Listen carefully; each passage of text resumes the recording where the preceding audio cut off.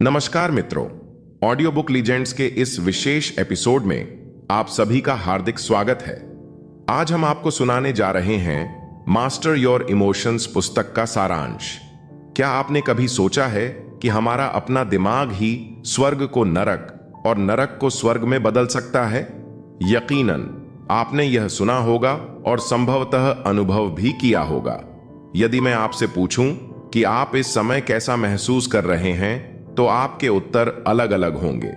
आपकी वर्तमान मानसिक और भावनात्मक स्थिति ही आपके उत्तर को निर्धारित करेगी। लेकिन क्या वह भावना स्थायी है? शायद नहीं, क्योंकि यही तो सबसे दिलचस्प बात है कि हमारी भावनाएं हमारे अनुभवों में रंग भरती हैं।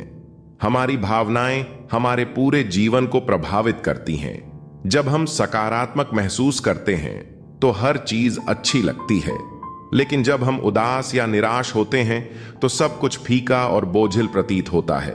प्रेरणा की कमी महसूस होती है और जीवन कठिन लगता है। इसलिए अपनी भावनाओं को नियंत्रित करना आवश्यक है और यही विषय हम विस्तार से समझने जा रहे हैं। जब आप अपनी भावनाओं पर नियंत्रण पा लेते हैं तो यह एक मार्गदर्शक की तरह कार्य करती है। यह आपको बताती हैं कि आप कहां गलत जा रहे हैं और आपको जीवन में किन महत्वपूर्ण बदलावों की आवश्यकता है।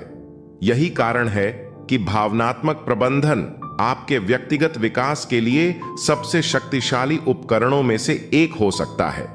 परंतु दुखद बात यह है कि हमें यह महत्वपूर्ण कौशल न तो स्कूलों में सिखाया जाता है और न ही हमारे माता पिता हमें इसके बारे में बताते हैं।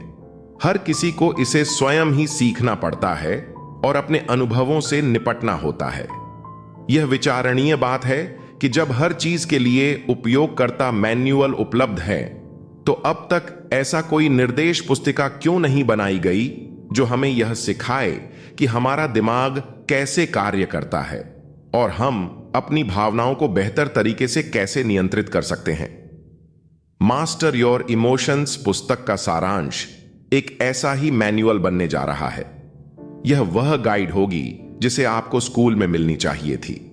इस पुस्तक की मदद से आप न केवल भावनाओं के हर पहलू को समझ पाएंगे, बल्कि अपने डर और सीमाओं को पार करके उस व्यक्ति में परिवर्तित हो सकेंगे जो आप बनना चाहते हैं।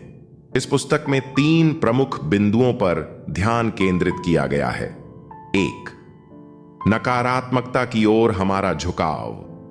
हमारा दिमाग नकारात्मकता की ओर अधिक ध्यान केंद्रित करने के लिए स्वाभाविक रूप से प्रवृत्त रहता है। हम जानेंगे कि इस प्रवृत्ति का मुकाबला कैसे किया जाए और अपने विचारों को कैसे सकारात्मक बनाया जाए। 2, हमारे इमोशंस को नियंत्रित करने वाले कारक हमारे शरीर, विचार, शब्द और नींद हमारे इमोशंस पर गहरा प्रभाव डालते हैं। हम समझेंगे कि इन तत्वों का उपयोग करके हम अपने भावनात्मक संतुलन को कैसे सुधार सकते हैं। 3, डर और निराशा को शक्ति में बदलना। हम यह भी जानेंगे कि कैसे डर और निराशा जैसी भावनाओं को एक हथियार के रूप में उपयोग किया जाए, जिससे हम व्यक्तिगत और पेशेवर रूप से आगे बढ़ सकें। हमारा मस्तिष्क स्वाभाविक रूप से नकारात्मकता पर ध्यान केंद्रित करने के लिए बना है। यह एक जीवित रहने की तकनीक है जो हमें अतीत से विरासत में मिली है। प्राचीन काल में यदि किसी कबीले ने हमें अस्वीकार कर दिया तो हमारे जीवित रहने की संभावना कम हो जाती थी। यह भय आज भी हमारे दिमाग में किसी न किसी रूप में बना हुआ है। उदाहरण के लिए, यदि किसी ने आपके प्यार को अस्वीकार कर दिया या बॉस ने आपके काम को नकार दिया, तो हमारा दिमाग तुरंत बुरी स्थिति को और भी भयावह बनाने लगता है। यह विचार उत्पन्न होते हैं, अब आगे नौकरी मिलेगी या नहीं, ज़ेरेनिया मेरी पत्नी इसे कैसे लेगी, कंपोनेंट प्लेसमेंट, मेरे बच्चों का क्या होगा, आदि। लेकिन इस पुस्तक के माध्यम से हम सीखेंगे कि कैसे इस प्रवृत्ति को नियंत्रित किया जाए और अपनी भावनाओं को हमारे पक्ष में काम करने दिया जाए। यह पुस्तक हमारे दिमाग और भावनाओं के बीच संतुलन बनाने की कुंजी है, जिससे हम एक बेहतर और सुखद जीवन जी सकते हैं। तो आइए इस यात्रा पर आगे बढ़ें और सीखें कि कैसे अपनी भावनाओं को नियंत्रित करके अपने जीवन को एक नई दिशा दी जाए। अहंकार, खुशी और जीवन का संतुलन। हमारी इस काल्पनिक दुनिया को समय रहते समझना और इससे बाहर आना अत्यंत आवश्यक है, अन्यथा यह हमारे भावनाओं के साथ खेलने लगती है, जिससे हम बार बार निराश हो जाते हैं। अक्सर हमारे नकारात्मक विचार ही हमें भावनात्मक रूप से कमजोर बनाते हैं, लेकिन इसके अलावा एक और महत्वपूर्ण कारक है, अहंकार। मानव स्वभाव का एक दिलचस्प पहलू यह है कि जब कोई प्रसिद्ध लेखक, जिसे हमेशा 5 सितारे मिलते आए हों, अचानक एक सितारा प्राप्त करता है, तो वह उन अनगिनत सराहनाओं को भूल जाता है जो उसे पहले मिली थीं।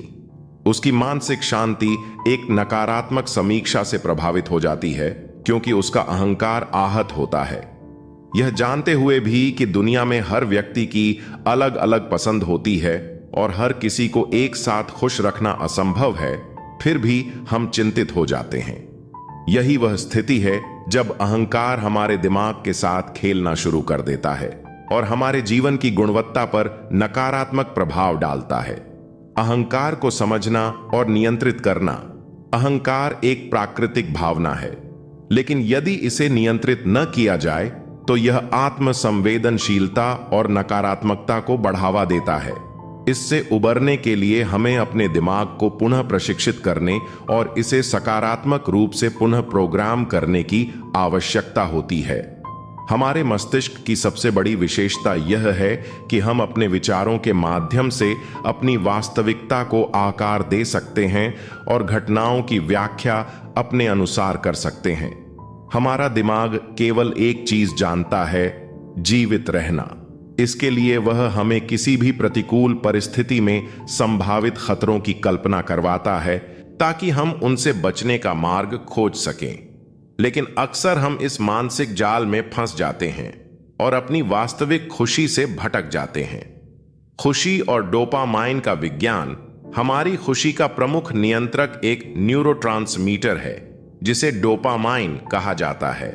यह मस्तिष्क के उन केंद्रों में सक्रिय होता है जो हमें पुरस्कार के रूप में आनंद प्रदान करते हैं।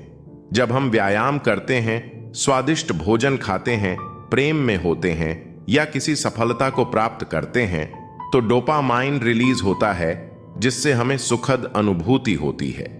इसका कार्य हमें जीवित रखना और हमारी प्रजनन प्रणाली को निरंतर बनाए रखना है।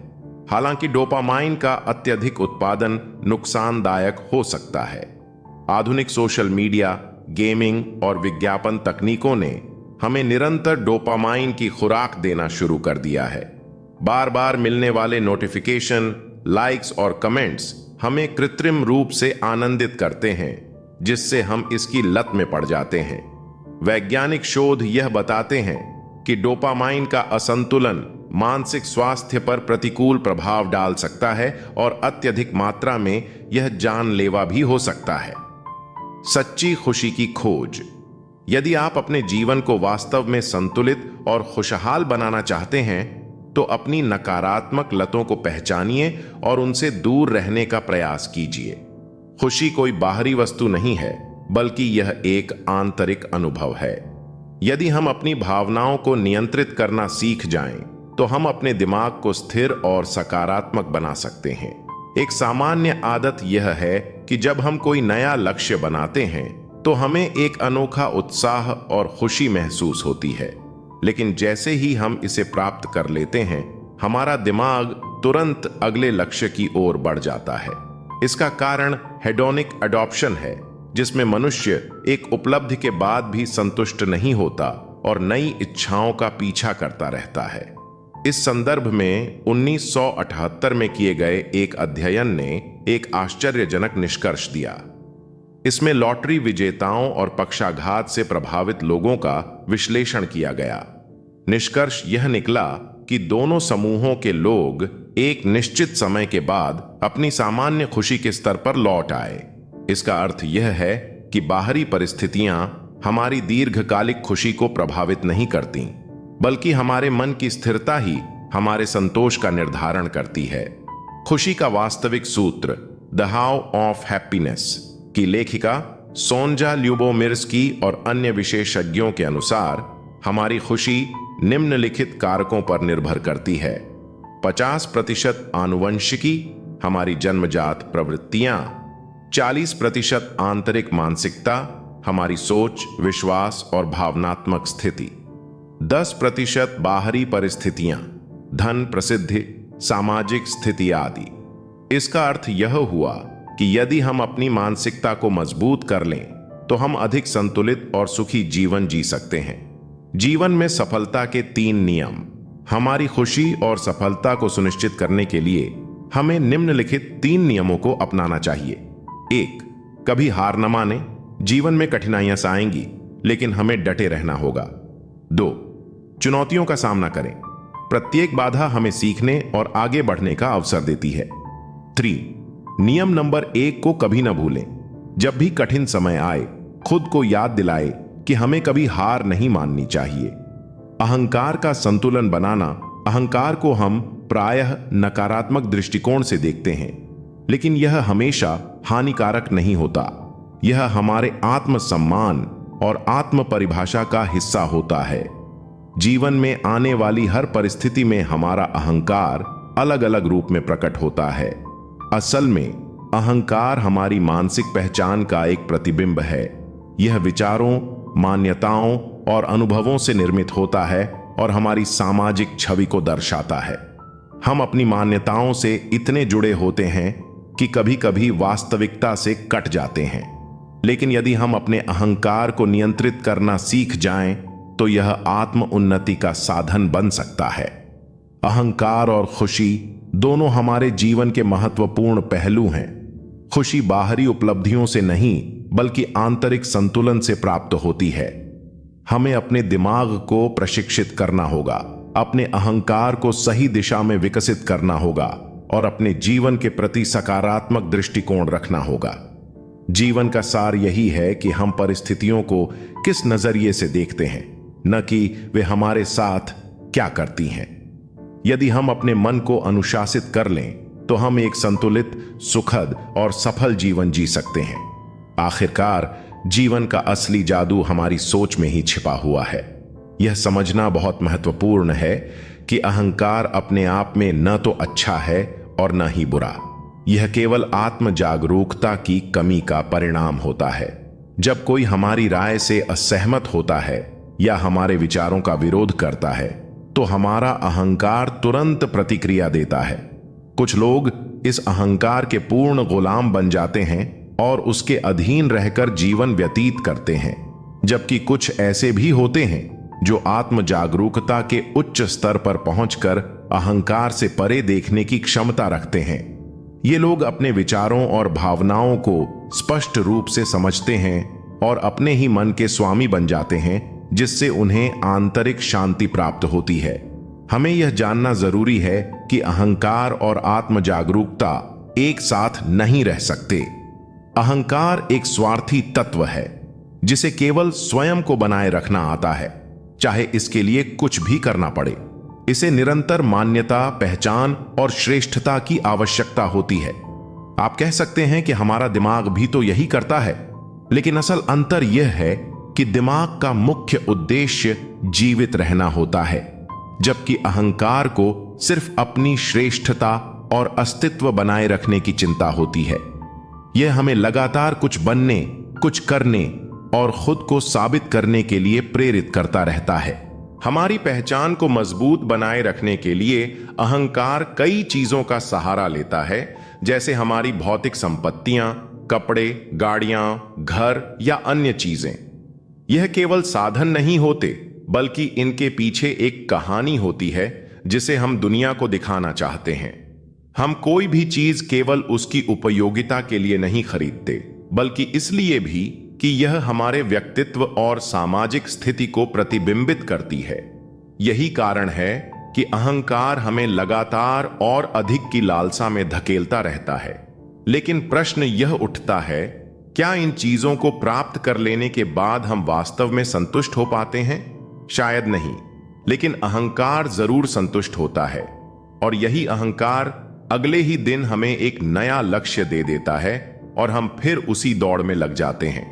अंततः यह हमारे ऊपर निर्भर करता है कि हमें कब रुकना है, कब संतुष्ट होना है और कब जीवन को एक नई दिशा देनी है। हमारे भावनात्मक जीवन में भी अहंकार का बहुत बड़ा प्रभाव होता है। भावनाएं अस्थायी होती हैं, वे आती हैं और चली जाती हैं, लेकिन जब हम उन पर जरूरत से ज्यादा नियंत्रण पाने की कोशिश करते हैं तो हम निराश हो जाते हैं। जीवन में कई बार ऐसा होता है जब हमें दुखद समाचार मिलते हैं, असफलताएं मिलती हैं या हमें किसी से भावनात्मक चोट पहुंचती है। ऐसे समय में हमारा सहम जाना, कुछ समय के लिए उदास महसूस करना स्वाभाविक है। हमें इस प्रक्रिया को रोकने की कोशिश नहीं करनी चाहिए, बल्कि इसे पूरी तरह से अनुभव करने देना चाहिए। अक्सर लोग यह सोचते हैं कि दुखी होना कमजोरी का संकेत है, लेकिन यह पूरी तरह से गलत धारणा है। मानसिक रूप से मजबूत व्यक्ति भी कभी कभी निराशा, डर या असुरक्षा महसूस कर सकता है। यह सब जीवन का एक हिस्सा है। जब हम अपनी भावनाओं को पूरी तरह स्वीकार करना सीखते हैं, तब हम अधिक आत्म जागरूक और मजबूत बनते हैं। यह भी समझना जरूरी है कि नकारात्मक भावनाएं हमेशा बुरी नहीं होती। कई बार वे हमारे जीवन में सकारात्मक बदलाव लाने का माध्यम बनती हैं। उदाहरण के लिए, जब हम शारीरिक रूप से बीमार होते हैं तो हमारा दर्द हमें डॉक्टर के पास जाने के लिए मजबूर करता है। इसी तरह भावनात्मक दर्द हमें यह संकेत देता है कि कुछ बदलने की जरूरत है। दुनिया के सबसे सफल लोगों ने भी असफलताओं का सामना किया है, लेकिन उन्होंने हार नहीं मानी। उनकी दृढ़ इच्छा शक्ति और आत्म सुधार की प्रवृत्ति ने उन्हें ऊंचाइयों तक पहुंचाया। यही कारण है कि जब भी आप किसी कठिन समय से गुजरें तो इसे एक अवसर के रूप में देखें। यह आपको अपने जीवन में बदलाव लाने और अधिक सशक्त बनने का मौका देता है। अंततः जीवन में संतुलन बनाए रखना ही सबसे महत्वपूर्ण है। अहंकार की अति हमें दुख की ओर धकेल सकती है और भावनाओं को पूरी तरह से दबाना भी सही नहीं है। हमें अपनी भावनाओं को महसूस करने, समझने और नियंत्रित करने की क्षमता विकसित करनी चाहिए। जब हम आत्म जागरूक होते हैं तो हम अपने अहंकार पर नियंत्रण पा सकते हैं और एक संतुलित, खुशहाल जीवन जी सकते हैं। तो जीवन में कभी भी कोई भी परिस्थिति क्यों ना आए, हमें 3 मूलभूत सिद्धांतों को हमेशा याद रखना चाहिए। 1, कभी हार न मानने का रवैया दो, हर परिस्थिति का सामना करने का साहस। 3, खुद को बार बार यह याद दिलाना कि हम अपने जीवन के स्वामी हैं। जब आप इन सिद्धांतों को अपनाते हैं तो आप अपने जीवन को एक नई दिशा में ले जा सकते हैं। आप अपनी ऊर्जा और समय उन चीजों में लगाएंगे जो वास्तव में आपके जीवन को बेहतर बनाएंगी, और यही आत्म जागरूकता और संतोषपूर्ण जीवन की कुंजी है। भावनाओं का प्रभाव और जीवन में उनकी भूमिका। हमारे जीवन में शारीरिक और मानसिक दोनों ही प्रकार के दर्द आते हैं, लेकिन जिस तरह शरीर का दर्द हमें समस्या की ओर इशारा करता है और हमें उपचार की ओर ले जाता है, ठीक उसी तरह भावनात्मक दर्द भी हमें संकेत देता है कि अब बदलाव का समय आ गया है। कभी कभी यह दर्द हमें बताता है कि अब कुछ लोगों को अलविदा कहने का समय है, एक नापसंद नौकरी को छोड़ने का समय है, या उन कमजोर कहानियों को समाप्त करने का समय है जो हमारे जीवन में दुख पैदा कर रही हैं। हर किसी के जीवन में मुश्किल समय आता है जब ऐसा लगता है कि अब आगे कुछ भी अच्छा नहीं होगा। हर तरफ अंधेरा ही अंधेरा नजर आता है, लेकिन समय के साथ वह कठिन दौर भी बीत जाता है। आज अगर आप अपने जीवन के किसी उज्जवल पक्ष में खड़े हैं, लेकिन फिर भी कुछ चीजें, घटनाएं या लोग आपको परेशान कर रहे हैं, तो सबसे पहले आपको उनके प्रति अपनी सोच को बदलने की जरूरत है। जब आप अपनी मान्यताओं को बदलते हैं तो आपकी भावनाएं भी अपने आप बदल जाती हैं। नकारात्मकता को त्यागने की शक्ति। हमारे मन में कई वर्षों तक नकारात्मक विचारों को दबाए रखना आत्मयातना के समान है। इससे छुटकारा पाने के लिए जरूरी है कि हम इसे बाहर निकालें। यह किसी फोन कॉल के जरिए, किसी व्यक्ति को गले लगाकर या बस एक साधारण संदेश भेजकर भी किया जा सकता है। हमें अपने जीवन में खुशियों के लिए जगह बनानी होगी, और वह जगह तभी बनेगी जब हम पुरानी तकलीफों को दूर करेंगे। एक महत्वपूर्ण बात यह भी है कि बाहरी घटनाएं, लोग या परिस्थितियां हमें सीधे प्रभावित नहीं करती, बल्कि वे हमारे भावनात्मक तंत्र को प्रभावित करती हैं। जब कोई व्यक्ति या घटना हमारे बहुत करीब होती है तो उसका प्रभाव होना स्वाभाविक है। लेकिन इस बात को समझना जरूरी है कि आहत होना एक बात है और पूरी तरह टूट जाना दूसरी। हमें अपने भावनाओं को महसूस करना चाहिए, लेकिन खुद को बिखरने नहीं देना चाहिए। भावनाओं को नियंत्रित करने की कला, क्या आप मानते हैं कि अपनी भावनाओं को स्वीकार करना ही उन्हें नियंत्रित करने की पहली सीढ़ी है?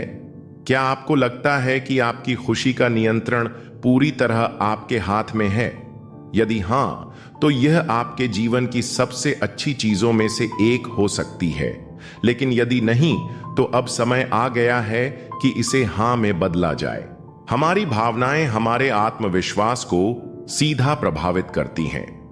यदि हम सकारात्मक मनस्थिति में होते हैं, तो नई चुनौतियों को स्वीकार करना हमारे लिए आसान हो जाता है। यह रचनात्मकता को बढ़ावा देता है, नए अवसरों को पहचानने की क्षमता को विकसित करता है और हमारे जीवन को अधिक समृद्ध बनाता है। इसके विपरीत नकारात्मक भावनाएं हमें असमंजस, असुरक्षा और प्रेरणा की कमी की ओर धकेल सकती हैं। यही कारण है कि हमारे मानसिक संतुलन को बनाए रखना अत्यंत आवश्यक है। हमारी मानसिकता का प्रभाव, हम इंसानों के पास एक अनोखी क्षमता होती है। हम किसी छोटी सी समस्या को भी बहुत बड़ा बना सकते हैं। उदाहरण के लिए, यदि कोई 30 वर्ष का व्यक्ति अकेला है, तो वह अपनी शारीरिक बनावट, सामाजिक व्यवहार या किसी अन्य कारण को दोष देना शुरू कर सकता है, जबकि हकीकत यह है कि ऐसी तमाम कमियां दूसरों में भी हो सकती हैं, फिर भी वे खुशी से जीवन बिता रहे होते हैं। समाज की बनाई गई आदर्श समय सीमा, जैसे जैविक घड़ी, पारिवारिक दबाव आदि हमें इतना अधिक सोचने पर मजबूर कर देते हैं कि हम छोटी छोटी बातों को बहुत बड़ी समस्या बना लेते हैं। यह आदत हमारे लिए बेहद हानिकारक हो सकती है। यदि हम केवल अपनी समस्याओं पर ध्यान केंद्रित करते रहेंगे, तो अवसाद में जाना स्वाभाविक होगा। इसके बजाय हमें यह समझने की जरूरत है कि नकारात्मक भावनाएं केवल हमारे दिमाग में होती हैं, वास्तविकता में नहीं। जब हम इस तथ्य को पहचान लेते हैं, तो समाधान खोजना आसान हो जाता है। नकारात्मकता से उबरने के उपाय: 1. भावनाओं को लिखना शुरू करें। जब भी आप नकारात्मक महसूस करें, उन्हें एक डायरी में नोट करें। इससे आपको यह समझने में मदद मिलेगी कि कौन सी घटनाएं या परिस्थितियां आपके विचारों को प्रभावित करती हैं। 2. ट्रिगर्स को पहचानें। जब आप बार बार अपनी भावनाओं का विश्लेषण करेंगे, तो आपको एक पैटर्न नजर आने लगेगा। इससे अगली बार जब वही स्थिति सामने आएगी, तो आप इसे बेहतर तरीके से संभाल पाएंगे। 3. भावनाओं की सीढ़ी चढ़ें। प्रसिद्ध लेखकों और मनोवैज्ञानिकों के अनुसार, भावनाओं को सकारात्मक दिशा में मोड़ने के लिए हमें छोटे छोटे बदलावों से शुरुआत करनी होगी।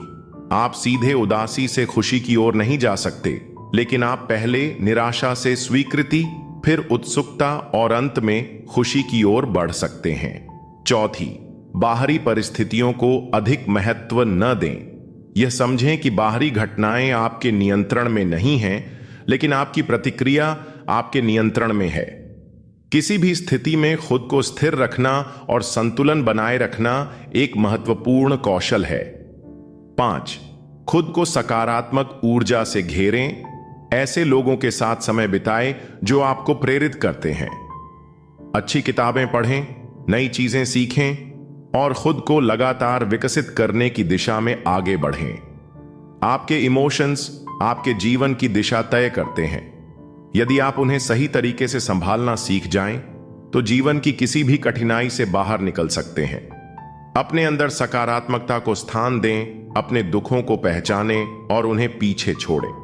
जो बीत चुका है उसे स्वीकार करें और आगे बढ़ें। याद रखें, आपकी खुशी और शांति आपके ही हाथ में है। कोई बाहरी घटना या व्यक्ति आपके जीवन को नियंत्रित नहीं कर सकता, जब तक कि आप उन्हें ऐसा करने की अनुमति न दें। अपने जीवन का नियंत्रण खुद संभालें, अपनी भावनाओं को समझें और अपने मन को स्थिर रखें। जब आप ऐसा करेंगे, तो आपको वह सब मिलेगा जिसकी आपको तलाश थी, एक संतुलित, सकारात्मक और खुशहाल जीवन। भावनाओं को समझें और नियंत्रित करें। नकारात्मकता से बाहर निकलने के उपाय हमारी भावनाएं हमारे जीवन का एक अहम हिस्सा होती हैं। जब हम किसी नकारात्मक भावना से घिरे होते हैं तो अक्सर हमारा मन अलग अलग विचारों में उलझा रहता है। निराशा, तनाव और चिंता जैसी भावनाएं हमें अंदर ही अंदर कमजोर कर सकती हैं। लेकिन क्या आप जानते हैं कि इनसे बाहर निकलने के तरीके भी हैं? जब हम अत्यधिक निराश होते हैं तो कभी कभी इसकी जगह गुस्सा ले लेता है।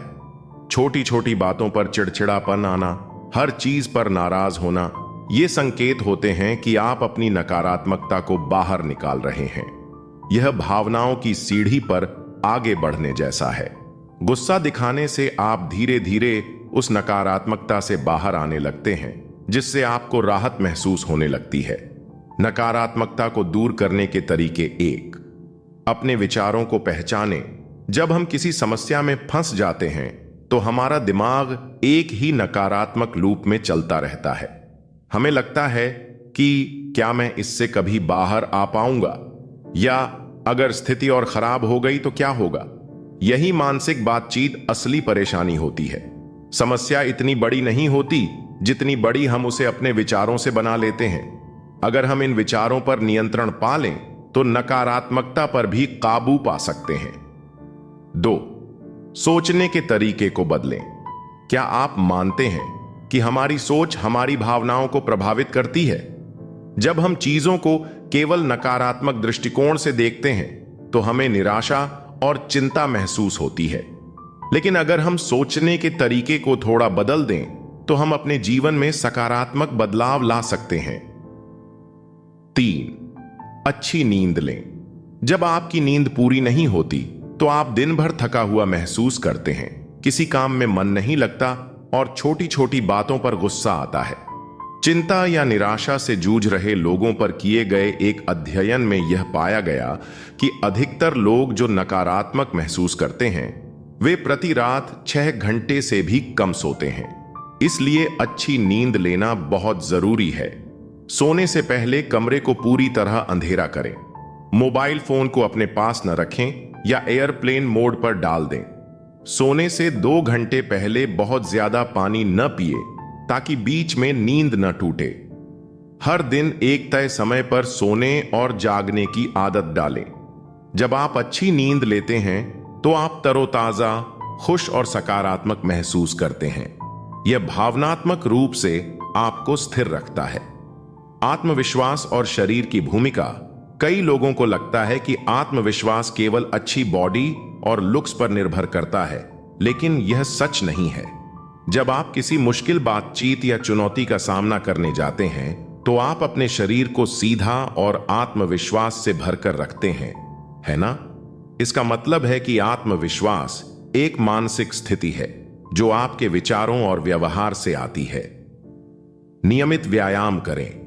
इससे आप न केवल शारीरिक रूप से फिट रहते हैं बल्कि मानसिक रूप से भी मजबूत बनते हैं।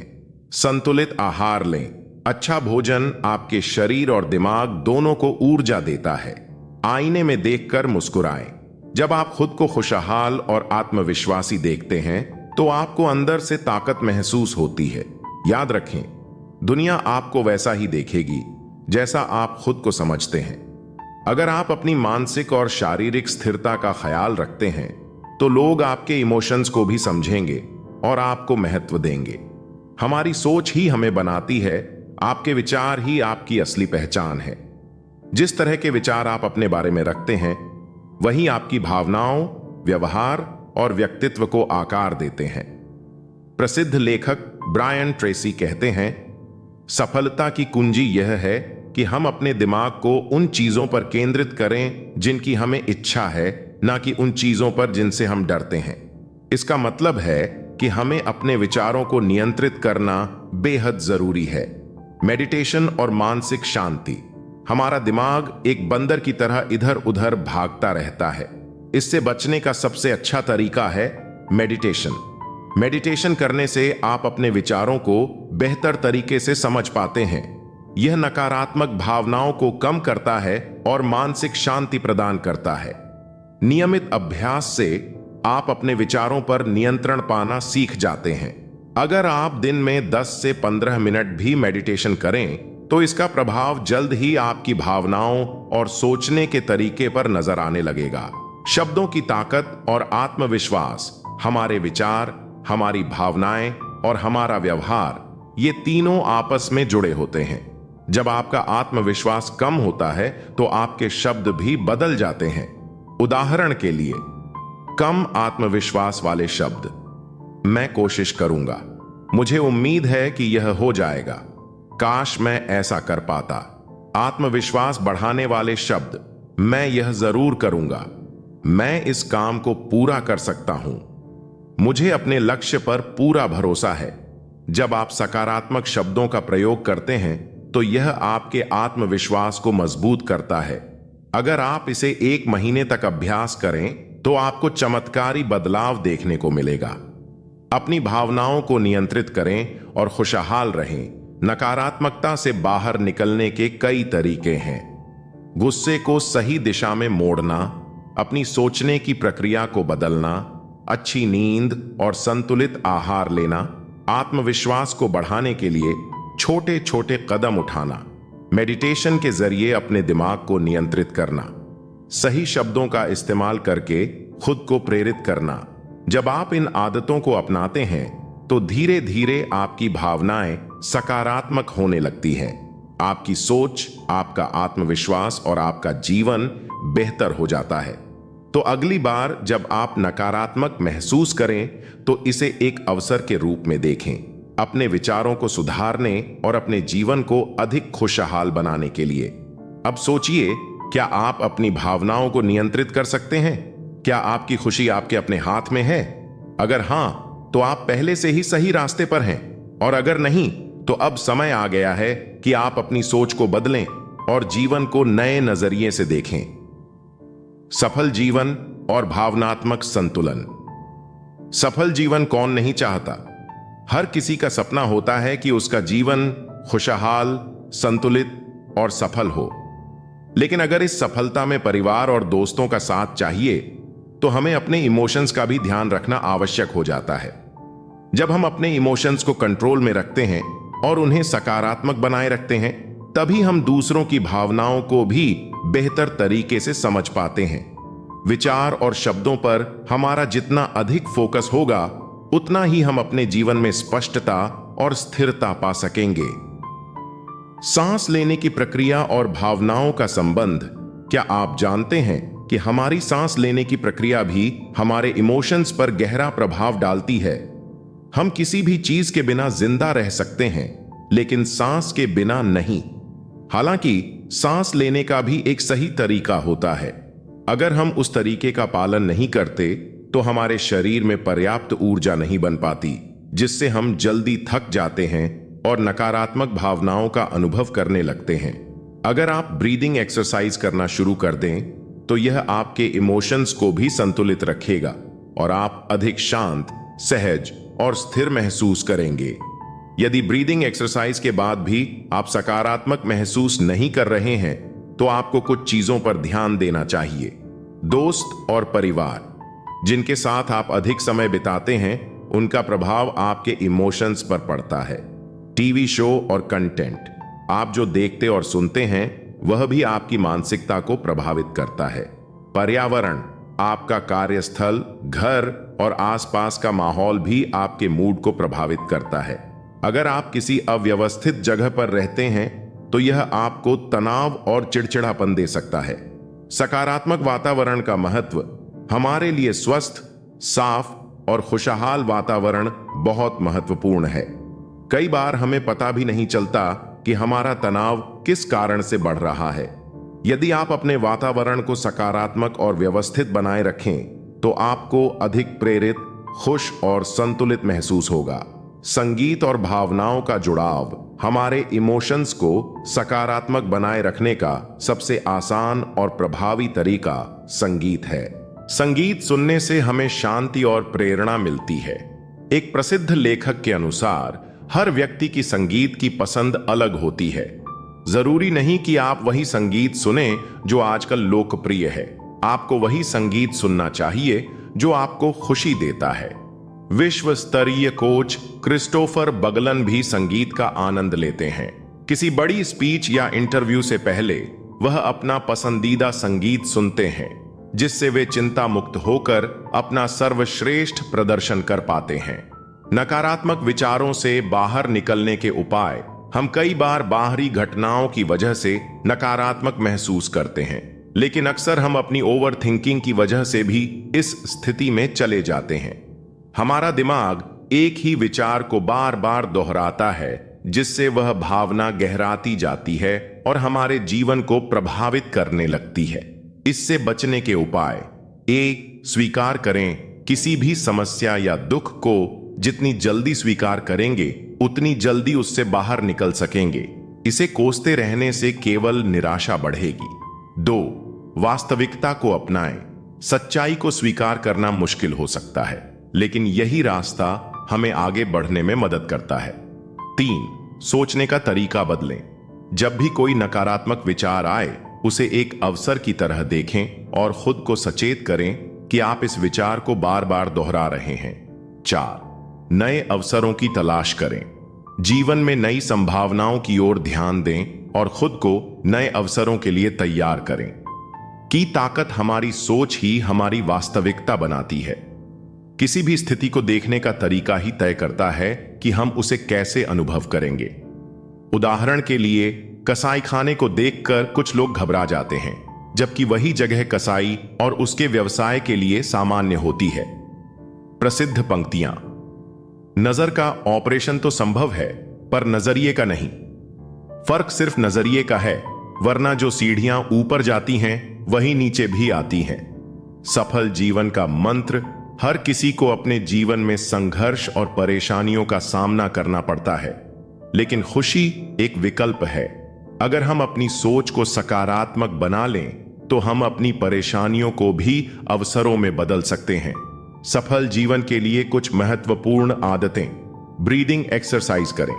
यह आपके इमोशंस को नियंत्रित करने में मदद करता है। स्वस्थ वातावरण बनाए रखें। सफाई और सकारात्मक ऊर्जा से भरा माहौल आपके मूड को बेहतर करता है। संगीत सुने। पसंदीदा संगीत आपके तनाव को कम करता है और ऊर्जा बढ़ाता है। नकारात्मक सोच से बचें। ओवरथिंकिंग और बार बार दोहराए जाने वाले नकारात्मक विचारों से बचें। नजरिया बदलें। किसी भी स्थिति को सकारात्मक तरीके से देखने की आदत डालें। सफल जीवन केवल बाहरी उपलब्धियों से नहीं बनता, बल्कि हमारे आंतरिक संतुलन और सकारात्मकता से तय होता है। अगर हम अपने इमोशंस को नियंत्रित कर लें और एक सकारात्मक दृष्टिकोण अपनाएं, तो हम न केवल खुद को, बल्कि अपने परिवार और दोस्तों को भी खुश रख सकते हैं। इसलिए हर दिन कुछ समय खुद को बेहतर बनाने में लगाएं और सफलता का आनंद लें। सफल जीवन और भावनात्मक संतुलन।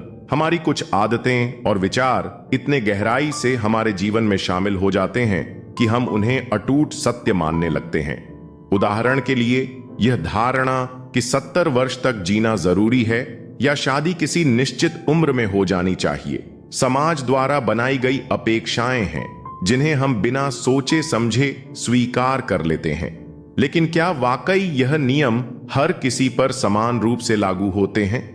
जीवन की अनिश्चितता को स्वीकार करना महत्वपूर्ण है, क्योंकि मृत्यु का समय निश्चित नहीं होता, चाहे उम्र 70 हो या 30।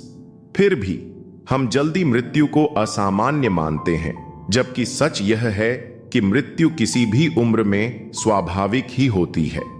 इसी तरह शादी की उम्र का कोई सार्वभौमिक नियम नहीं हो सकता, क्योंकि हर व्यक्ति का जीवन अलग होता है। फिर भी समाज द्वारा बनाए गए इन अनकहे नियमों को हम अनजाने में अपनाते रहते हैं। इसी तरह शिकायत करना हमें सामान्य लगता है, लेकिन क्या शिकायत करना वास्तव में कोई समाधान प्रदान करता है? अक्सर शिकायतें हमारे अहंकार से उपजती हैं और हमारे मानसिक स्वास्थ्य पर नकारात्मक प्रभाव डालती हैं। अगर हम एक सप्ताह बिना किसी शिकायत के बिताने की कोशिश करें, तो हमें अपने दृष्टिकोण में एक बड़ा बदलाव नजर आएगा। अतीत का बोझ और हमारी भावनाएं। हम में से कई लोग अतीत की घटनाओं को बार बार सोचते रहते हैं और खुद को दुखी कर लेते हैं। अगर ऐसा हुआ होता तो वैसा नहीं होता जैसी सोच हमें आगे बढ़ने से रोकती है। लेकिन हमें यह समझना होगा कि अतीत अब केवल हमारे दिमाग में मौजूद है, वास्तविकता में नहीं। यदि कोई घटना हमें परेशान कर रही है तो हमें उससे सीखकर आगे बढ़ना चाहिए, न कि उसे बार बार दोहराकर अपने वर्तमान को प्रभावित करना चाहिए। समाज हमें यही सिखाता है कि नकारात्मक भावनाओं को दबा देना चाहिए, उन्हें अनदेखा करना चाहिए और सकारात्मक बने रहना चाहिए। लेकिन क्या यह वास्तव में संभव है? जब हम नकारात्मक भावनाओं को दबाते हैं तो वे हमारे अवचेतन मन में और गहराई तक समा जाती हैं और हमें भीतर से कमजोर बनाती हैं। अगर कोई घटना आपको आहत कर रही है तो उस भावना को पूरी तरह स्वीकार करें और उसे जाने दें। यदि गलती आपकी है तो एक माफीनामा या छोटा सा संदेश चीजों को ठीक कर सकता है। और यदि आप पीड़ित हैं तो खुद पर तरस खाने के बजाय उस व्यक्ति को माफ कर देना ही सबसे अच्छा तरीका है। माफ करना आसान नहीं है, लेकिन किसी को माफ न करके खुद को तकलीफ देना भी कोई समाधान नहीं है। अवचेतन मन और भावनाओं का नियंत्रण।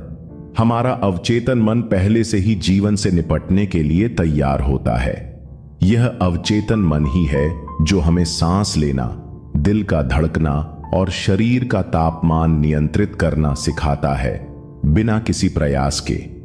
यदि हम अपने दिमाग में ही उलझे रहेंगे तो हम अपने शरीर और भावनाओं के प्राकृतिक संतुलन को महसूस नहीं कर पाएंगे। जब भी आप किसी नकारात्मक भावना से घिरे हों तो खुद को याद दिलाएं कि यह केवल एक भावना है, न कि आपकी पहचान। उदाहरण के लिए, यदि आप "मैं दुखी हूं" कहेंगे तो यह भावना आपके जीवन पर गहरा प्रभाव डालेगी। लेकिन अगर आप कहेंगे "मैं दुखी महसूस कर रहा हूं" तो यह भावना अस्थायी लगेगी और आप इससे बाहर आने में सक्षम होंगे। दृष्टिकोण का प्रभाव। हमारे विचार हमारे जीवन की दिशा तय करते हैं। यदि हम मान लें कि हम किसी कार्य में अच्छे नहीं हैं या हम सफलता के योग्य नहीं हैं, तो हम वैसे ही कार्य करने लगते हैं। यही कारण है कि सफल लोग अपनी सोच को हमेशा सकारात्मक रखते हैं। वे अपनी छोटी छोटी सफलताओं का भी जश्न मनाते हैं और खुद को हमेशा आत्मविश्वास और सम्मान से देखते हैं। जब हम अपने विचारों को सकारात्मक रखते हैं तो हमारे आसपास का माहौल भी सकारात्मक हो जाता है। इसका अर्थ यह नहीं है कि नकारात्मक घटनाएं नहीं होंगी, लेकिन हमें उनसे निपटने का तरीका आना चाहिए। यह समझना महत्वपूर्ण है कि जीवन में कुछ भी स्थायी नहीं होता, न खुशी, न दुख, न परिस्थितियां।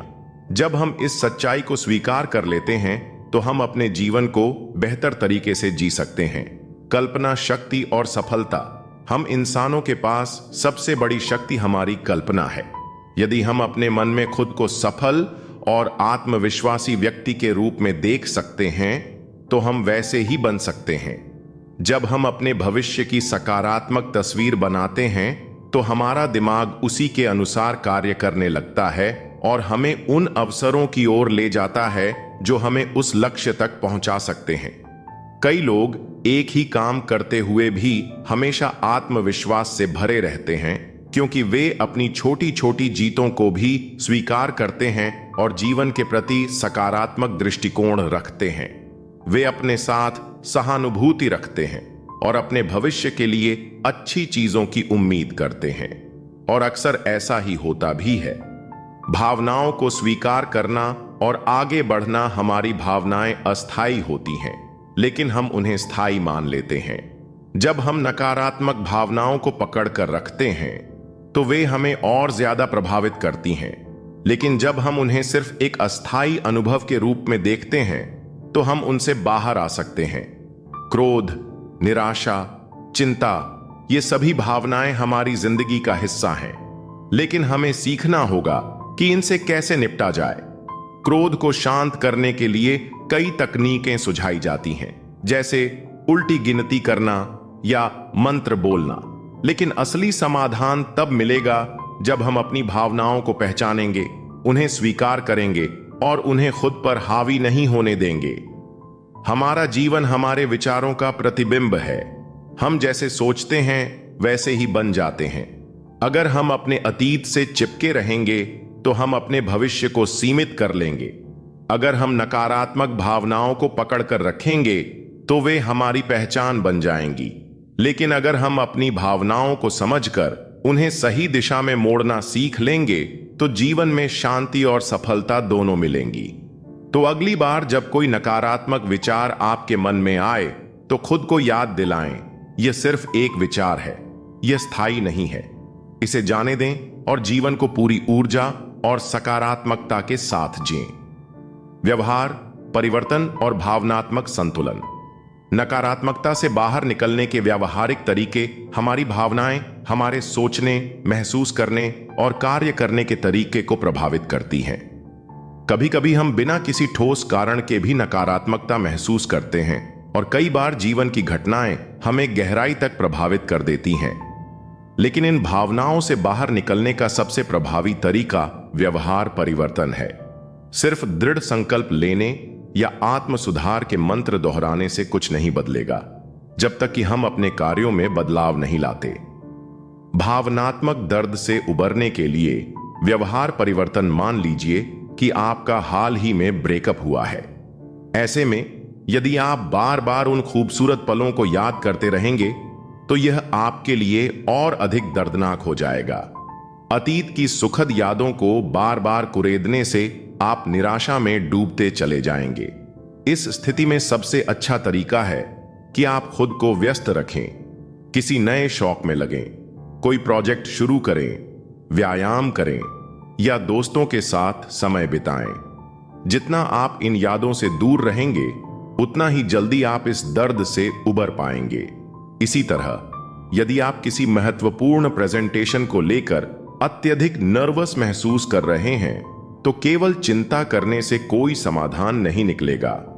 इसका व्यावहारिक समाधान यह होगा कि आप अभ्यास पर ध्यान दें। जितना अधिक आप अपने प्रेजेंटेशन का रिहर्सल करेंगे उतना ही अधिक आत्मविश्वास महसूस करेंगे और दबाव में भी बेहतर प्रदर्शन कर पाएंगे। भावनाओं को समझना और उनसे उबरना कई बार हमें कोई ठोस कारण नहीं मिलता, लेकिन फिर भी हम उदासी, गुस्सा या असंतोष महसूस करते हैं। ऐसी परिस्थितियों में सबसे अच्छा तरीका है कि हम अपनी भावनाओं को स्वीकार करें और जीवन की सामान्य गतिविधियों में लगे रहें। इस तरह की भावनाएं अक्सर अस्थायी होती हैं और समय के साथ अपने आप हल्की पड़ जाती हैं। कभी कभी बाहरी परिस्थितियां हमारे मूड को गंभीर रूप से प्रभावित कर सकती हैं। उदाहरण के लिए सोशल मीडिया पर दूसरों की संपूर्ण जिंदगी देखकर अगर आपको अपने जीवन के बारे में नकारात्मक महसूस होने लगे तो सबसे अच्छा तरीका यह होगा कि आप सोशल मीडिया से दूरी बना लें। बार बार स्क्रॉल करने की आदत केवल आपकी निराशा को बढ़ाएगी। जितना जल्दी आप इससे दूर होंगे उतना ही जल्दी आप बेहतर महसूस करने लगेंगे। इसी तरह अत्यधिक टीवी या वेब सीरीज देखने की आदत से भी तनाव और अकेलापन महसूस हो सकता है। लॉन्ग टर्म उपाय 1, अपनी भावनाओं का विश्लेषण करें। एक डायरी में लिखें कि आपको किन वजहों से नकारात्मकता महसूस हो रही है और इनसे उबरने के लिए आप क्या कर सकते हैं। 2, सकारात्मक आदतें अपनाएं। ध्यान, योग, व्यायाम, हेल्दी डाइट और पर्याप्त नींद आपके मानसिक स्वास्थ्य को मजबूत बनाते हैं। 3, नकारात्मकता के स्रोतों से दूरी बनाएं। यदि कोई व्यक्ति या वातावरण आपकी भावनाओं पर बुरा प्रभाव डाल रहा है तो उससे दूरी बनाएं। 4, व्यक्तिगत विकास पर ध्यान दें, नई चीजें सीखें, अपने कौशल को निखारें और खुद को लगातार बेहतर बनाने का प्रयास करें। 5, यदि जरूरत हो तो पेशेवर सहायता लें। यदि भावनात्मक दर्द बहुत गहरा है तो किसी थेरेपिस्ट या मानसिक स्वास्थ्य विशेषज्ञ से परामर्श लेने में कोई हिचकिचाहट न करें। जानवरों से सीखें। स्वाभाविक रूप से नकारात्मकता से बाहर आना। क्या आपने कभी सोचा है कि क्या जानवर भी उदासी, हताशा या दिल टूटने का अनुभव करते होंगे? उनके पास कोई थेरेपिस्ट नहीं होता, लेकिन वे फिर भी जीवन की कठिनाइयों से उबर जाते हैं। वे अपना रास्ता खुद खोज लेते हैं, परिस्थितियों के अनुसार खुद को ढालते हैं, आगे बढ़ते हैं और अपनी जिंदगी जीते हैं। हमें भी यही करना चाहिए। अपने दर्द को समझना, उससे सीखना और आगे बढ़ना। जीवन कीमती है, हार मत मानिए। हम इंसान हैं, इसलिए दुखी होना, नाराज होना या गुस्सा करना स्वाभाविक है। लेकिन यदि यह भावनाएं हमें लंबे समय तक परेशान करती हैं, तो हमें इनके समाधान के लिए कदम उठाने चाहिए। अपने नकारात्मक विचारों को लिखना और उनका विश्लेषण करना एक शक्तिशाली तरीका हो सकता है। याद रखें, हमारी भावनाएं हमारे मानसिक और शारीरिक स्वास्थ्य पर प्रभाव डालती हैं। इसलिए जब भी आप नकारात्मकता से घिरा महसूस करें, तो हार न मानें। व्यवहार में छोटे छोटे बदलाव करने से ही धीरे धीरे बड़ा परिवर्तन आता है।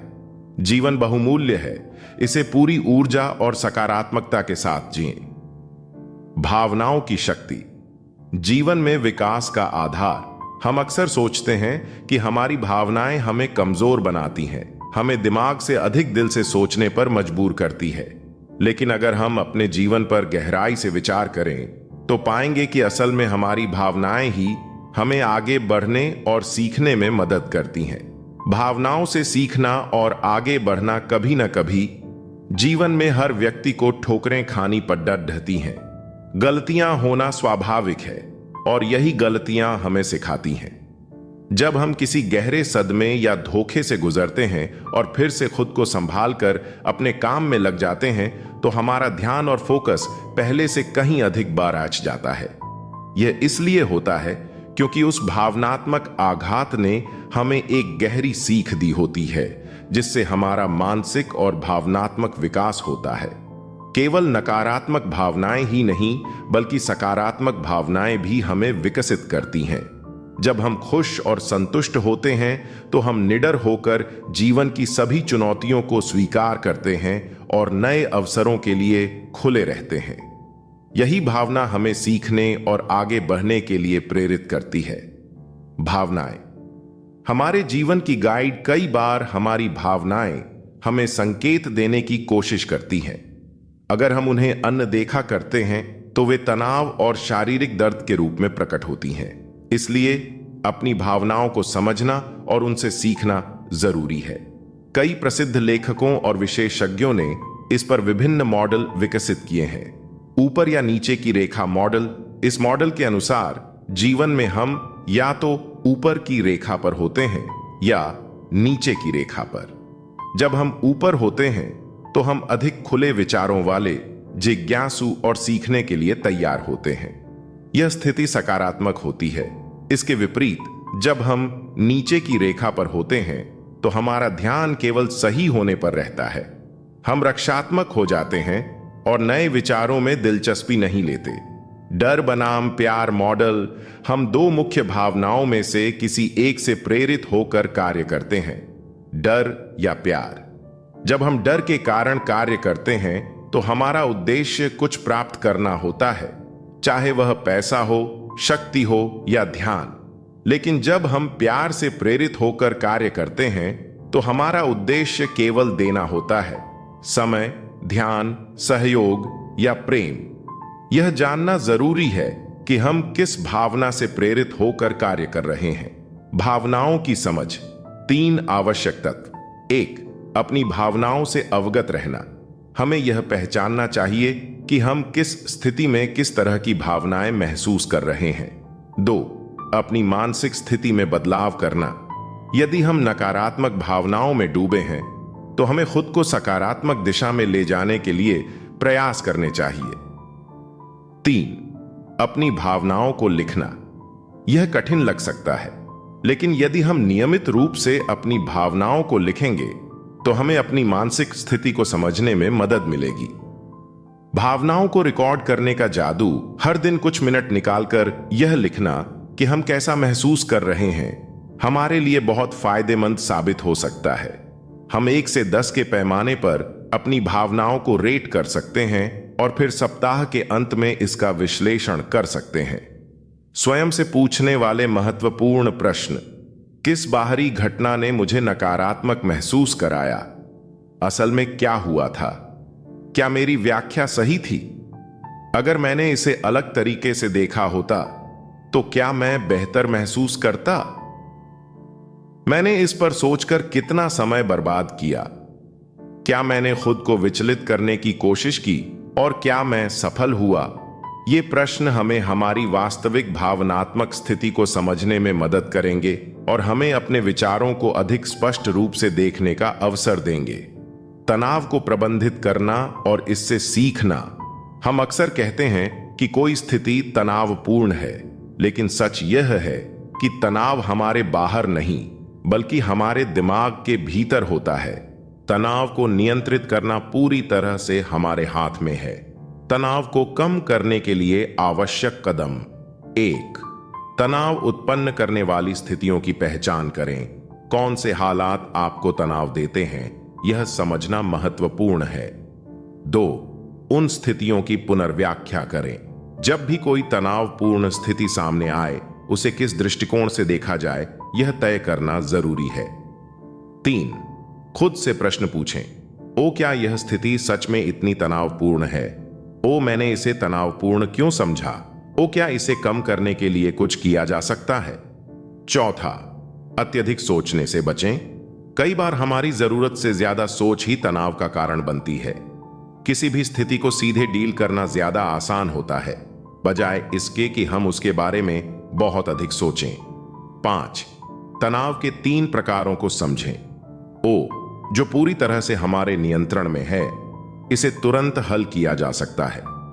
ओ, जो आंशिक रूप से हमारे नियंत्रण में है, इसमें हमें अपनी तरफ से सर्वश्रेष्ठ प्रयास करना चाहिए। ओ, जो पूरी तरह से हमारे नियंत्रण से बाहर है, इसे स्वीकार कर आगे बढ़ना ही बेहतर विकल्प है।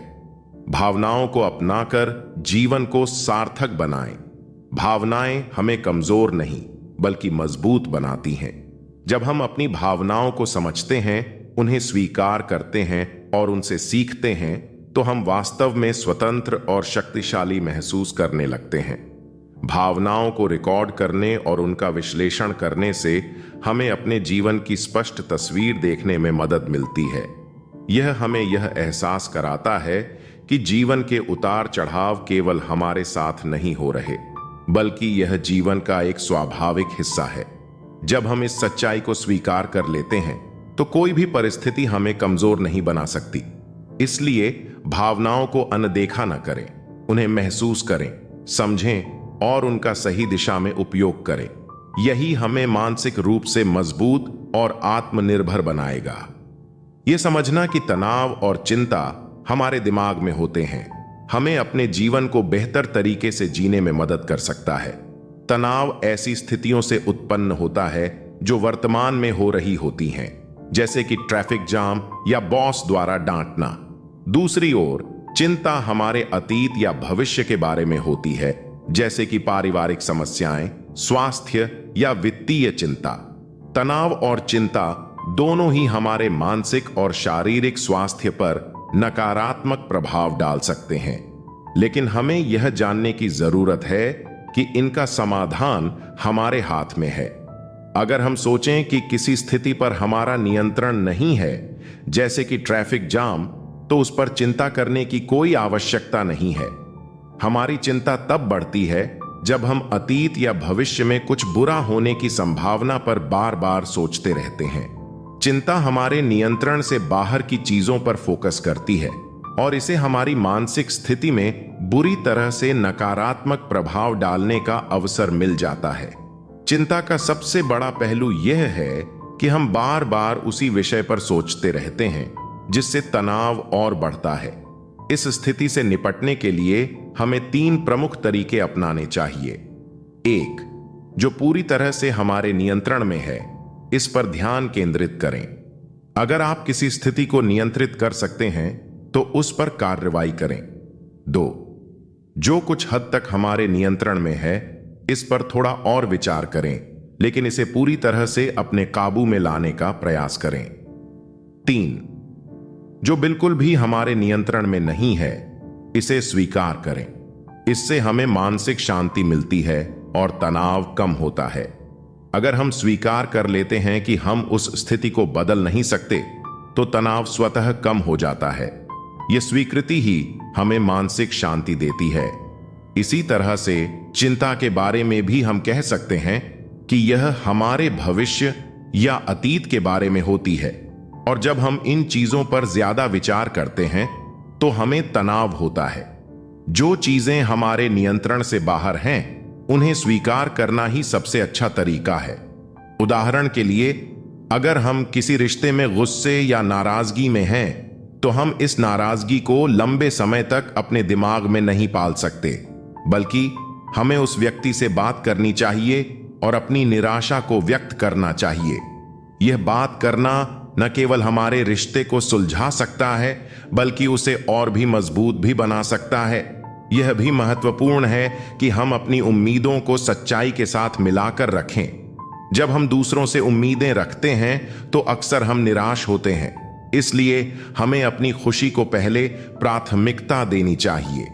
नाराजगी और गुस्से से हमें कोई लाभ नहीं होता, बल्कि इससे हमारी मानसिक स्थिति पर ही नकारात्मक असर पड़ता है। जैसा कि नेल्सन मंडेला ने कहा था, नाराजगी एक तरह से आत्महत्या करने की चाहत होती है, क्योंकि हम खुद को चोट पहुंचाते हैं जबकि सामने वाला आराम से अपनी जिंदगी जीता है।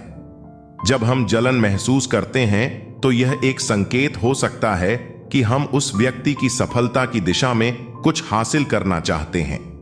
हमें यह समझने की जरूरत है कि जलन से हमें कुछ हासिल नहीं होता, बल्कि अगर हम उस सफलता के पीछे की कड़ी मेहनत को समझें और अपनाएं, तो हम अपनी सफलता की राह पर बढ़ सकते हैं। जलन को अपने आत्म विकास के लिए प्रेरणा के रूप में प्रयोग करें। यह सोचें कि अगर कोई व्यक्ति कुछ हासिल कर सकता है तो आप भी उसे पा सकते हैं, बशर्ते आप उसी तरह की मेहनत और संघर्ष करें। सफलता कभी भी आसानी से नहीं मिलती। हर किसी को इसके लिए कड़ी मेहनत और बलिदान करना पड़ता है। इस प्रक्रिया में जलन को एक सकारात्मक दिशा में मोड़कर हम अपनी खुद की यात्रा को और भी प्रेरणादायक बना सकते हैं। आखिरकार यह नकारात्मक भावनाएं ही होती हैं जो हमें सकारात्मक रूप से काम करने की प्रेरणा देती हैं। हम अक्सर खुद को इस सोच में फंसा हुआ पाते हैं कि दुनिया हमारे बारे में क्या सोचती है, और इसी वजह से हम दुखी हो जाते हैं। लेकिन क्या आप जानते हैं कि यह दुख आपकी सोच से आता है, न कि किसी और की सोच से? यह सिर्फ आपकी मानसिक स्थिति है जो आपको परेशान करती है। अगर आप अपनी सोच को बदलने की कोशिश करें और यह समझें कि आप ही अपनी जिंदगी के सबसे महत्वपूर्ण इंसान हैं, तो आपकी दुनिया पूरी तरह से बदल सकती है। आप हमेशा खुद के साथ होते हैं, इसलिए अगर आप खुद को सबसे महत्वपूर्ण समझेंगे तो आपके लिए दुनिया की बाकी चीजें कम अहम हो जाएंगी। याद कीजिए, जब आप किसी गंभीर शारीरिक दर्द में थे तो क्या आपने किसी और की तकलीफों के बारे में सोचा था? शायद नहीं। उस समय आपको बस अपना दर्द ही सबसे महत्वपूर्ण लगा था और आप यह सोच रहे थे कि आप जल्दी से इस दर्द से उबरकर सामान्य जीवन जी सकें। यही सामान्यता है और यही हर किसी के लिए भी सही है। ऐसा सिर्फ हमें लगता है कि हम दूसरों के लिए महत्वपूर्ण हैं, लेकिन सच्चाई यह है कि हर व्यक्ति अपनी दुनिया में व्यस्त होता है। जब आप यह समझ जाएंगे तो शायद आप दूसरों की सोच से प्रभावित होना बंद कर देंगे। एक महान व्यक्ति ने कहा था कि जब आप 20 के होते हैं तो आप हमेशा यह सोचते हैं कि दुनिया आपके बारे में क्या सोच रही है। जब आप 40 के होते हैं तो आप इसे पूरी तरह से नजरअंदाज करने लगते हैं, और जब आप 60 के होते हैं तो आपको एहसास होता है कि दुनिया ने कभी आपके बारे में सोचा ही नहीं। अब सवाल यह है कि क्या आप इस बात को समझने के लिए 60 साल का इंतजार करना चाहेंगे या इसे आज ही समझना शुरू कर देंगे? यह पूरी तरह से आपकी पसंद है। हम चाहे जितना भी प्रयास करें, अपनी पूरी जिंदगी किसी और को खुश करने में या उनकी उम्मीदों पर खरा उतरने में, फिर भी शिकायतें बनी रहती हैं। हमारा समाज, परिवार, दोस्त, ये सब हमारी जिंदगी में बहुत महत्वपूर्ण होते हैं, लेकिन इसका मतलब यह नहीं कि हम अपनी असली पहचान खोकर सिर्फ उन्हें खुश करने की कोशिश करें। अगर आप खुद को बदलकर किसी और की उम्मीदों के मुताबिक बन जाएंगे तो क्या आप खुद को खुश रख पाएंगे? जीवन में यही समस्या है कि हम दूसरों के लिए बदल जाते हैं, लेकिन फिर भी उनकी अपेक्षाओं के अनुसार नहीं चल पाते। इसीलिए अपनी असली पहचान को न खोकर आपको अपने बारे में स्पष्ट होना चाहिए। हमें अपनी इमेज बनाने के लिए अपने आप को बदलने की जरूरत नहीं है। अगर आप किसी और के लिए खुद को बदलते हैं और फिर भी उस व्यक्ति से अप्रूवल नहीं मिलता, तो वह आपके लिए बहुत दुखदाई हो सकता है। इसीलिए यह जरूरी है कि आप खुलकर जीना सीखें और अपनी खुशी के लिए जीना शुरू करें। अपने आप को पहले प्यार करें और फिर दूसरों से प्यार करने की क्षमता पाएंगे। अगर कोई आपके बारे में कुछ गलत कहता है या आपकी आदतों को लेकर मजाक उड़ाता है, तो आपको गुस्सा आना स्वाभाविक है, क्योंकि यह आपकी आत्मसम्मान और विश्वास पर चोट करता है। लेकिन यह भी जानना जरूरी है कि जब कोई आपका विश्वास तोड़ता है तो आपकी प्रतिक्रिया तुरंत होती है, और जब तक आप उस पर काबू नहीं पाते, आपका गुस्सा शांत नहीं होता। इसलिए अगली बार जब आपको किसी बात पर गुस्सा आए, तो पहले यह सोचें कि किस बात ने आपको ट्रिगर किया, आपको क्यों इतना बुरा लगा, यह आपके किस विश्वास से जुड़ा हुआ था और क्या आप उस विश्वास को बदल सकते हैं। जब आप खुद से यह सवाल करेंगे तो आपको अपने अंदर की कई चीजें समझने का मौका मिलेगा। यह आत्मविश्लेषण आपको अपने गुस्से पर काबू पाने में मदद करेगा और आपको वास्तविकता को स्पष्ट रूप से देखने का अवसर मिलेगा। यही भावनात्मक परिपक्वता है, जब आप अपनी भावनाओं को नियंत्रित करना सीखते हैं और उन्हें अपने फायदे के लिए इस्तेमाल करना शुरू कर देते हैं। यह सोचिए कि आप डिप्रेशन में नहीं भी हैं, लेकिन फिर भी आप डिप्रेशन के लक्षण पहचान सकते हैं। क्यों? क्योंकि डिप्रेशन में रहने वाले लोग अक्सर सुस्त, ओवरथिंकिंग करने वाले और दूसरों के लिए कम परवाह करने वाले होते हैं। उन्हें अगर थोड़ी सी खुशी भी मिल जाए तो वे खुद को इसके लिए दोषी महसूस करने लगते हैं। डिप्रेशन भी एक प्रकार की मानसिक लत हो सकती है, जैसे कि नशा। जब आप किसी दुखद घटना को बार बार सोचते रहते हैं तो आप धीरे धीरे निराशा की ओर बढ़ते हैं। लेकिन अच्छी बात यह है कि अगर हम डिप्रेशन को बना सकते हैं तो हम उसे खत्म भी कर सकते हैं। इसका इलाज भी है। एक तरीका है कि आप खुद को व्यस्त रखें। आप जिस काम में रुचि रखते हैं उसे करें, चाहे वह शौक हो या कुछ नया सीखने की कोशिश हो। जब आप अपनी ऊर्जा का सही दिशा में उपयोग करते हैं तो आपको अपने नकारात्मक विचारों के लिए वक्त ही नहीं मिलेगा। इसके अलावा अगर आप किसी को खुशी देने की कोशिश करें तो आपको सकारात्मक ऊर्जा मिलती है और यह आपके मानसिक स्वास्थ्य को सुधारने में मदद करता है। जैसे कि एडल्फ एडलर ने कहा था, अगर आप 14 दिनों तक हर दिन किसी एक व्यक्ति को खुश करने की कोशिश करेंगे तो आपके अंदर सकारात्मकता आनी शुरू हो जाएगी और आपकी निराशा दूर हो जाएगी। मोटिवेशन एक दिन का काम नहीं है, यह निरंतर प्रयास का परिणाम है। यह ठीक उसी तरह है जैसे हम रोज नहाते हैं, हर दिन की जरूरत होती है। इसलिए अगर आप प्रेरित रहना चाहते हैं तो आपको इसे दैनिक रूप से अभ्यास में लाना होगा। प्रेरणा की कमी के कई कारण हो सकते हैं, लेकिन इसका अंत यही होता है कि आप अपनी नौकरी, करियर या जीवन के अन्य पहलुओं में असफल हो जाते हैं। इसलिए अपने आप को समझें, अपनी प्राथमिकताओं को सही रखें और दूसरों के लिए जीने से पहले खुद के लिए जीना सीखें। कभी कभी हम अपनी जिंदगी के किसी काम में फंसे होते हैं क्योंकि हम यह सोचते हैं कि हमें यह काम पैसों के लिए करना है या फिर अपने परिवार की खुशी के लिए। लेकिन अगर आपको महसूस होता है कि आप उस काम में खुश नहीं हैं, तो एक रास्ता है जिसे आप अपना सकते हैं। आपको उस काम पर ध्यान केंद्रित करना चाहिए जिसे आप सच में करना पसंद करते हैं। यह जरूरी नहीं है कि आप वह काम अभी से ही शुरू कर दें, लेकिन आप उस दिशा में अपने प्रयासों को बढ़ा सकते हैं और उस काम या गुण में महारत हासिल कर सकते हैं जिससे आप अपनी परिस्थितियों को बदल सकें। जब आप उस काम में दक्ष हो जाएंगे तो आपको वह काम छोड़ने का मौका मिलेगा जो आप पसंद नहीं करते थे, और इसी क्षमता में आप अपना करियर भी बना सकते हैं। यह कोई आक्रामक कदम नहीं है, बल्कि इसमें निरंतरता, लगातार सुधार और कभी हार न मानने की मानसिकता की आवश्यकता होती है। मजे की बात यह है कि अगर आप अपने पसंदीदा काम में डूबे होते हैं तो आपको अपने आप को उस काम को करने के लिए प्रेरित करने की जरूरत नहीं पड़ती। आपका उद्देश्य पहले से ही बड़ा और स्पष्ट होता है और उस उद्देश्य को प्राप्त करना आपके लिए एक मिशन जैसा हो जाता है। बेशक यदि आप किसी खराब नौकरी में हैं और प्रेरित महसूस नहीं कर रहे हैं तो यह समझ में आता है, लेकिन अगर आप उस स्थिति में कुछ करने की कोशिश नहीं कर रहे हैं तो यही समस्या है। आपने कभी किसी नोबेल पुरस्कार विजेता या किसी सफल व्यक्ति को यह कहते हुए सुना है कि वे रिटायर हो गए हैं या अपनी सारी दौलत बेचकर कहीं दूर आइलैंड पर रहने चले गए हैं?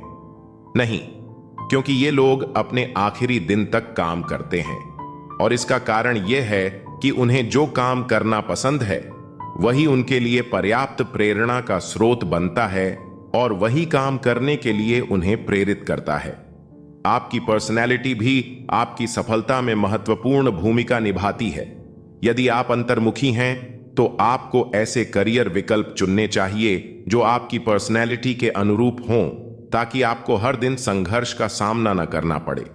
जब आप अपनी पर्सनैलिटी के हिसाब से करियर चुनते हैं तो आप ज्यादा खुश रहते हैं और आपका सफलता दर भी बढ़ जाता है।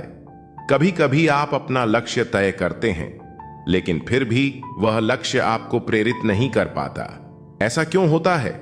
इसका उत्तर इस बात में छिपा है कि आपने उस लक्ष्य को कैसे कार्यान्वित किया। उदाहरण के लिए मान लीजिए आपका लक्ष्य फिट शरीर पाना है। इसके लिए आपको पहले अपने आहार पर नियंत्रण रखना होगा, एक्सरसाइज करनी होगी और एक स्वस्थ जीवन शैली अपनानी होगी। लेकिन जब आप यह सभी कदम एक साथ उठाने का सोचते हैं तो यह बहुत कठिन लग सकता है। ऐसे में आपको छोटे छोटे कदम उठाने चाहिए। पहले अपनी मात्रा को कम करें और धीरे धीरे इस प्रक्रिया को बढ़ाएं। इस तरह से न केवल आपको प्रेरणा मिलेगी बल्कि आप निरंतरता बनाए रखेंगे और धीरे धीरे अच्छे परिणाम प्राप्त करेंगे। यह प्रक्रिया आपको प्रेरित रखेगी और आपके लक्ष्य को प्राप्त करना आसान बना देगी।